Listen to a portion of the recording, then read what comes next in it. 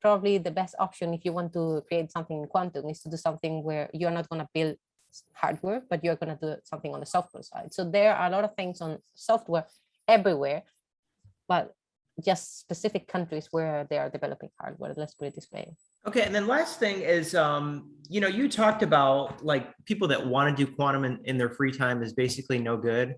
You have to be 100% committed. Well, it really depends. I always say, what do you want? That's my first question. So if I'm happy if you're saying I'm just interested, you know, I just want to spend some free time playing around, understanding how the beam splitter works, that's fine. But what I always say is like, people cannot expect that spending some free time on that is going to give you right now a job in quantum. It might be that in a couple of years, and I'm not saying in 20 years, but in a couple of years, there will be more needs of people with less specific skills and being specialists in something that just with a little bit of this additional quantum, that's really what we are trying to create. We are trying to say, we are going to provide a little bit of quantum that just with that, you can get a job. What we are saying is that maybe right now, not everywhere or not everyone can think that will be the solution. Awesome. So Tim, did you have a question? Oh, yes.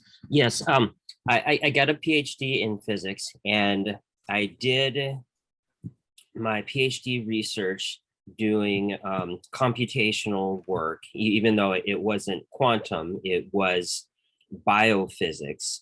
And then I've been studying a lot of, quantum computing and, software in general, and then also software specifically for quantum computing. But I haven't gotten any certificates. So is that going to be too much of an issue for me to, even though I have this background, I've done this self-studying, I don't have any certificates?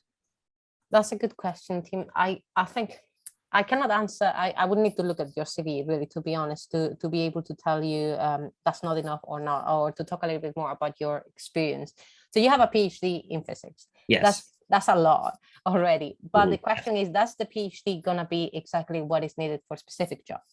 So if we are talking about, I guess you're interested in quantum algorithms and software development. I don't know if you have experience in industry doing something like that. That will help a lot. If not, then I guess the question would be answering the question, do you need a certificate? It will be great, because that will show that you have something else, rather than just saying, I have spent some time studying that, because a lot of people are coming and saying that. So if I think that there is interest, your CV looks interesting enough to send it to a company, we will have to study really particularly how you could prove that you have the skills for that specific job. But the company, think about it, they probably will give you 2 or 3 interviews. So it's a long phase, and they will give you some homework that is going to be quite technical. So they're going to test right away whether it's okay or not. So the certificate is going to kind of say, well, yeah, this shows already that there is something out there. But you are going to be showing your skills anyway in that process. I hope that helps for you to kind of forecast a little bit what you could do. But I'm happy to have a look at your CV if you want. Okay. Yes, that does help. Okay, thanks. I'll work on sending in my CV. Yeah, and Tim, we've had other speakers on, and they basically don't have any technical degree, and they just started writing articles on Medium. They started publishing their own books in quantum, completely self-learned, and now they're looked up to as an expert. So it is possible, and I would say don't be discouraged, especially with your PhD in physics, is that a lot of people are coming either from, physics, math, or computer engineering, and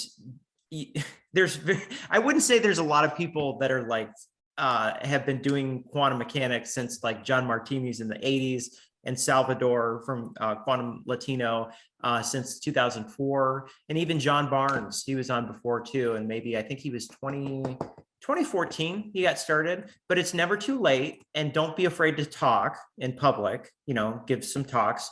And also, don't be afraid to write, start writing on LinkedIn, write on Medium, these types of things. And that you can you can bypass a lot of people